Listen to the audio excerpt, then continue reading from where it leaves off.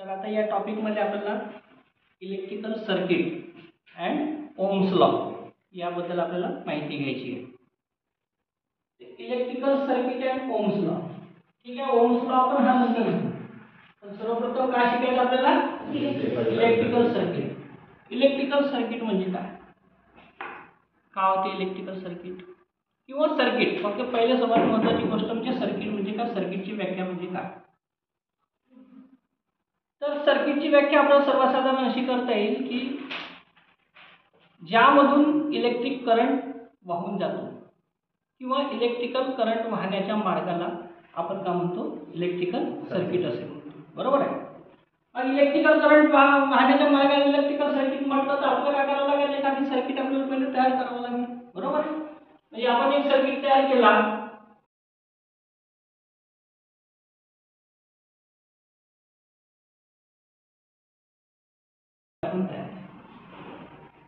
आता सर्किट तयार केला, सर्किटला आपल्याला काय द्यावं लागेल? करंट आणि किंवा सप्लाय द्यावा लागेल. सर्किटला आपण काय देतो? सप्लाय. समजा जर आपण सप्लाय दिला प्लस आणि मायनस अशा पद्धतीने सप्लाय दिला तर सर्वप्रथम काय होते? करंट वाहत जाईल आणि करंट वाहून काय होईल? लॅम्प काय होईल? चालू होईल. म्हणजे सर्किट काय झालं? आता पूर्ण झालं. म्हणजे एक इलेक्ट्रिकल सर्किट पूर्ण होण्यासाठी कशाची आवश्यकता पडली आपल्याला? सर्किटमध्ये सप्लायची गरज पडली. आणि सप्लाय मध्ये काय आपल्याजवळ? करंट आहे आणि व्होल्टेज. करंट आणि व्होल्टेज ह्या दोन गोष्टी आहेत. आणि त्या सर्किटमध्ये काय आपल्याला? लोडच्या स्वरूपात आपण कशाचा वापर केला? लॅम्पचा वापर केला. म्हणून म्हणजे एक लोड म्हणजे काय, आणि इकडे काय झालं? आपण सप्लाय दिला. सप्लायच्या स्वरूपामध्ये काय आपल्याकडे? करंट आणि व्होल्टेज. म्हणजे आता या संपूर्ण सर्किटच्या समजा जर असा आपण विचार केला, त्या संपूर्ण सर्किट मध्ये काय काय महत्त्वाच्या गोष्टी आहेत? सर्वात पहिले नंबर 1 व्होल्टेज, नंबर 2 करंट आणि नंबर 3 रेजिस्टन्स. बरोबर आहे. म्हणजे एक सर्किट पूर्ण होण्यासाठी सर्वप्रथम किती गोष्टीची आवश्यकता पडली आपल्याला? 3 गोष्टीची आवश्यकता पडली. कोणकोणती? व्होल्टेज, करंट आणि रेजिस्टन्स. आता ज्या मार्गाने करंट वाहतो त्या मार्गाला इलेक्ट्रिकल सर्किट म्हणतात. म्हणजे करंट वाहण्याच्या मार्गाला इलेक्ट्रिकल सर्किट. करंट वाहण्याच्या मार्गालाच का बरं इलेक्ट्रिकल सर्किट म्हणतात? कारण करंट वाहून एखादी कार्य घडून येते. काय होते? करंट वाहून एखादी कार्य. समजा करंटच नसेल तर कार्य घडून येणार नाही. मग करंट वाहण्यासाठी कशाची गरज पडते? करंटला ढकलणाऱ्या शक्तीची गरज पडते. याला आपण काय म्हणतो? व्होल्टेज. बरोबर आहे. Voltage just like a force to move down the current. म्हणजे करंटला ढकलण्याच्या शक्तीला आपण काय म्हणतो? व्होल्टेज म्हणतो. म्हणून सर्किटमध्ये व्होल्टेज आवश्यक आहे. आणि व्होल्टेज करंटला ढकलल्यामुळे करंट जेव्हा पास होते, पास झाल्याच्या नंतर त्या करंटच्या माध्यमातून काय तयार होते? आपला त्या रेजिस्टन्स मध्ये एक प्रक्रिया, एक कार्य घडून येते. समजलं? जसं आता इथून करंट वाहून गेला, बरोबर काय झालं? लॅम्प चालू झाला. म्हणजे लॅम्प चालू झाला म्हणजेच काय झालं? एखादी कार्य घडून आलं. बरोबर आहे. मग आता इथं लॅम्पच लावून चालेल का? किंवा दुसऱ्या एखादी कोणतीही वस्तू लावू शकतो आपण. बरोबर आहे. कोणती वस्तू लावता येते? फॅन लावता येते, टेबल लॅम्प लावता येते.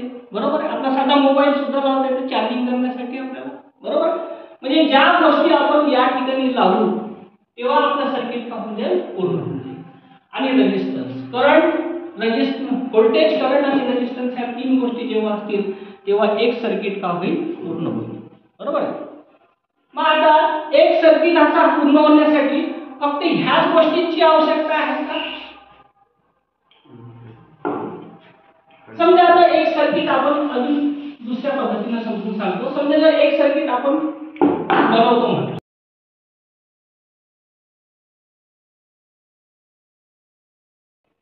आता सर्किट पूर्ण झालं का? म्हणजे एक सर्किट पूर्ण होण्यासाठी कशाची आवश्यकता पडणार आहे? समजा जर लॅम्प आणि स्विच समजा ह्या दोनच गोष्टी राहिल्या तर सर्किट पूर्ण होऊ शकते का? नाही. बरोबर आहे. म्हणजे सर्किट पूर्ण तयार करण्यासाठी अजून कशाची गरज पडणार आपल्याला? आपल्याला सप्लायची गरज पडणार आहे. बरोबर आहे. सप्लायसाठी आपल्याला कशाचा वापर करावा लागणार आहे? सप्लायसाठी आपल्याला कशाचा वापर करावा लागणार आहे? वायरचा वापर करणार, बरोबर आहे. म्हणजे या वायरच्या माध्यमातून आपण सर्किट का करणार आहोत? आपला सर्किट पूर्ण करणार आहोत. म्हणजे हे समजा जर ॲक्सेसरीज आपण वापरले परंतु ते ॲक्सेसरीज फक्त असे हवेवर लटकून ठेवले तर सर्किट पूर्ण होणार आहे का? नाही. हे सर्किट पूर्ण करण्यासाठी कशाची आवश्यकता पडली? आपल्याला ॲक्सेसरीज तर आहेतच परंतु सोबत कशाची गरज पडली? वायर. म्हणजे हा संपूर्ण सर्किटला कनेक्ट करण्यासाठी वायरची गरज पडली. आता या वायरला आपण काय करू? एक पॉझिटिव्ह आणि निगेटिव्हचा काय करू? सप्लाय देऊ, बरोबर आहे. आणि सप्लाय चालू केल्याबरोबर या सप्लायच्यातून काय होईल? करंट फ्लो होईल आणि जेव्हा स्विच ऑन केली असता हा करंट इथपर्यंत पोहोचेल आणि हा लॅम्प होईल आता चालू. त्याला आपण काय म्हणतो? एक सर्किट, बरोबर. आता ह्या जो सर्किट आहे हा सर्किटचे आपल्याला या सर्किटचे काय करायचे? आपल्याला प्रकार बघायचे, टाइप्स ऑफ सर्किट. तर सर्किटचे प्रकार किती प्रकार आहेत? सर्किटचे मुख्य प्रकार 3 प्रकार आहेत. पहिला प्रकार क्लोज, दुसरा ओपन आणि तिसरा शॉर्ट. आता क्लोज सर्किट, ओपन सर्किट आणि शॉर्ट सर्किट सर्किटचे मुख्य 3 प्रकार. तर त्याच्यातला पहिला प्रकार समजा जर आपण विचारात घेतला तर क्लोज सर्किट. क्लोज सर्किट म्हणजे काय होते? पूर्ण सर्किट.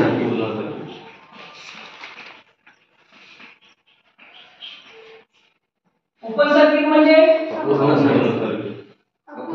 अपूर्ण सर्किट.